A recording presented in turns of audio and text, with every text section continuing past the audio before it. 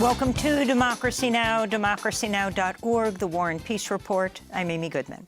In Gaza, another 500,000 people, 1/4 of its population, have fled their homes in the past few days as Israel bombards the besieged enclave for the 10th straight day and amidst an anticipated ground invasion. Last week, Israel ordered 1.1 million residents of northern Gaza to evacuate to the south, a virtually impossible task which would also constitute the war crime of forcible transfer. On Friday, Hamas officials said 70 people, mostly women and children, were killed when Israeli airstrikes hit convoys that were attempting to flee Gaza City.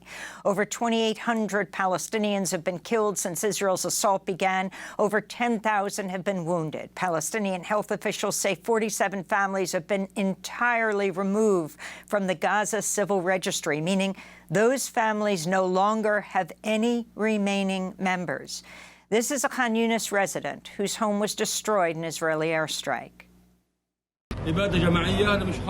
This is a genocide, not a war, it's a genocide. And it's an attempt to displace the people of the Gaza Strip. But this will not happen. At least 1,400 Israelis have been killed in Hamas attacks. Israel says 200 of its citizens are being held captive by Hamas. A growing crowd is massing at Gaza's Rafah border, crossing with Egypt amidst reports the border will open today. Humanitarian groups are also relying on the border crossing to open to allow severely needed aid into Gaza, where residents are dealing with dwindling supplies of food, fuel, medicine, and water. We don't have any water. We've reached a disastrous situation below zero. The situation is catastrophic by all standards, and with a food crisis, water and electricity, people can't do anything in the current conditions. China has called on Israel to stop its, quote, collective punishment of the people of Gaza, unquote, saying Israel's gone beyond self-defense. Meanwhile, U.S. Secretary of State Antony Blinken swept through 7 countries in the Middle East over the weekend, asserting Israel has the right to defend itself. The Committee to Protect Journalists says at least 12 media workers have been killed since the war started. On Friday, Reuters journalist Isam Abdullah died in an Israeli artillery strike near the Israel-Lebanon border while filming a live stream. 2 of his colleagues were injured in the attack. This is Abdullah's mother. They don't want the truth to come out. They don't want their crimes to come out. They were sitting where there was no shelling, nothing. They were filming the shelling from afar. Why would they bomb them? We'll speak with one of Isam's closest friends, reporter Lema Alarian, later in the broadcast. Elsewhere, journalists from BBC Arabic say they were pulled from their vehicle by Israeli police in Tel Aviv and held at gunpoint. And on Sunday night, a right-wing mob attacked the home of the Israeli left-wing and ultra-Orthodox journalist Israel Frey.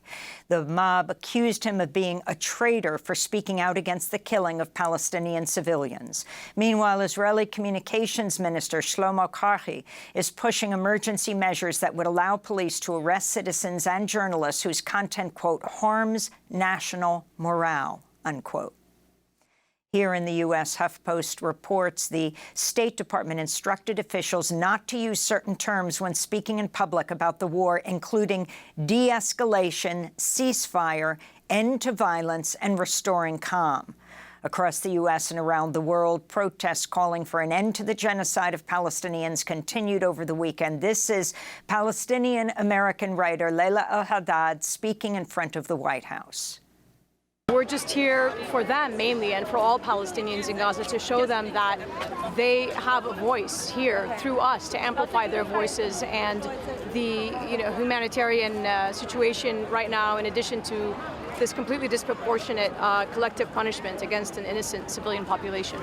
Here in New York, a protest in Brooklyn organized by Jewish Voice for Peace led to the arrest of dozens of people, including 2 New York State Assembly members, as well as rabbis and descendants of Holocaust survivors. The message of that protest: do not weaponize our grief.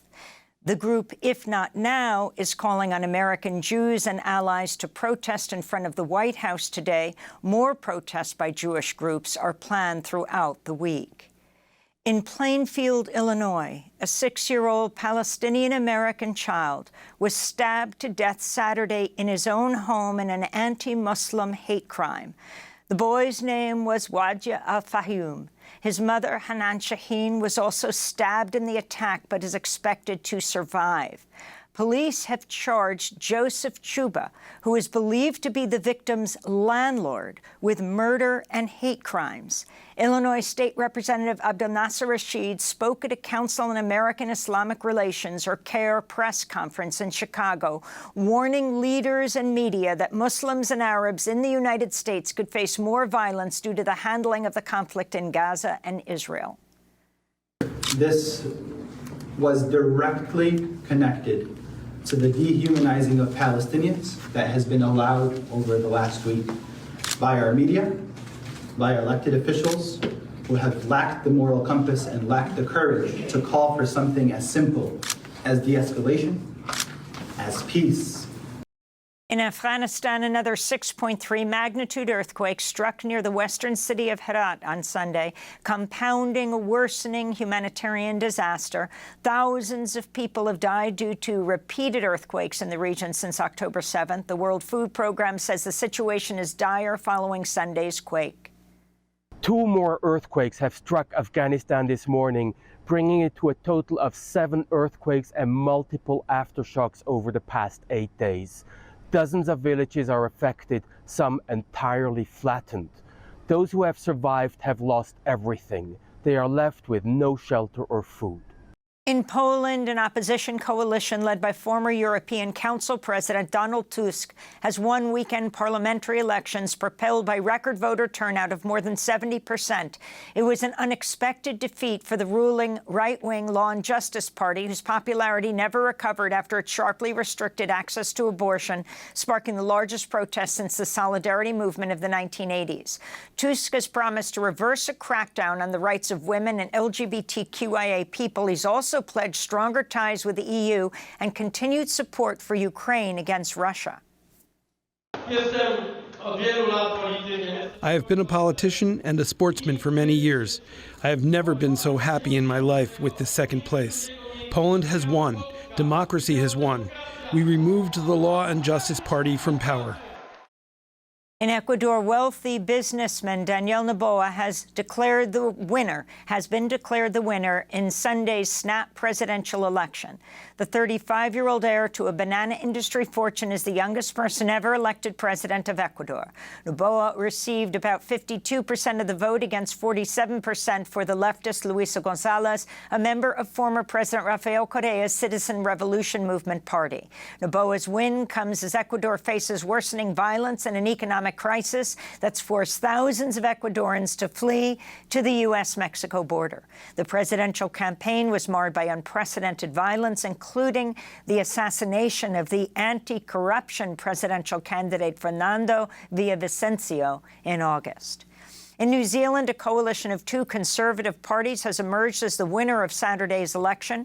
The National Party, led by New Zealand's next Prime Minister, Christopher Luxon, won 39% of the vote. It's poised to take power in a right-wing coalition with the populist anti-immigrant New Zealand First Party.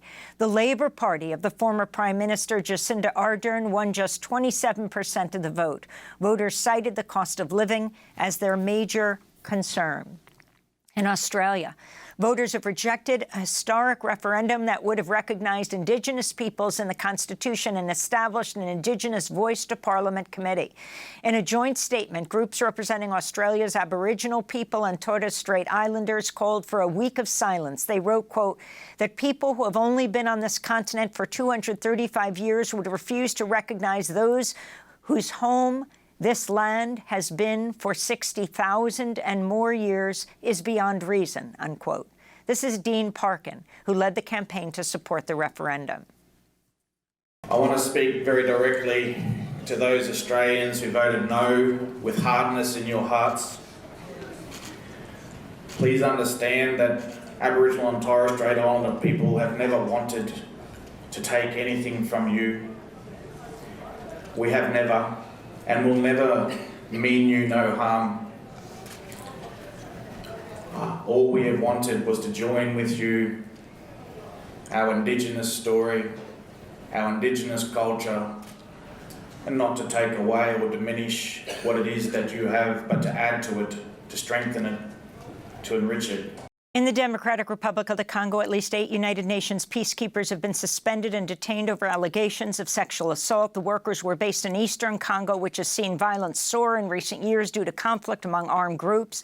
There are over 12,000 UN peacekeepers in the Congo. Many have protested their presence in the country, while DRC President Félix Tshisekedi also called on their withdrawal, saying the UN peacekeeping mission has failed to prevent escalating violence. The 8 UN peacekeepers have been repatriated to South Africa. This is the UN spokesperson. There's also evidence indicating a serious failure in the exercise of command and control by senior military officials belonging to that same contingent. The relevant authorities are being informed of the allegations, including a request to deploy a national investigation officer.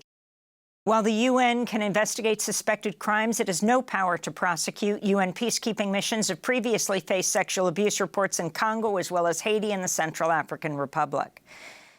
In Louisiana, hardline Republican Attorney General Jeff Landry has won the governor's race, flipping the seat red after 2 terms under Democrat John Bel Edwards. Landry will rule alongside a GOP-controlled legislature, which has been stymied by Governor Edwards, who vetoed over 300 bills during his time in office. Landry's defended anti-trans laws, censorship in schools, Louisiana's abortion ban, and racist voting maps. And healthcare workers have reached a tentative agreement with Kaiser Permanente a week after some 75,000 employees walked off their jobs for 3 days, the largest ever healthcare strike in U.S. history. The proposed agreement reached Friday includes pay raises with a minimum of $25 an hour in California, $23 an hour in other states. Kaiser also committed to speed up the hiring of new employees to help address ongoing staff shortages. Separately, California Governor Gavin Newsom signed legislation to raise the minimum wage of healthcare workers to $25 per hour over the next decade. And those are some of the headlines. This is Democracy Now!, democracynow.org, The War and Peace Report. I'm Amy Goodman.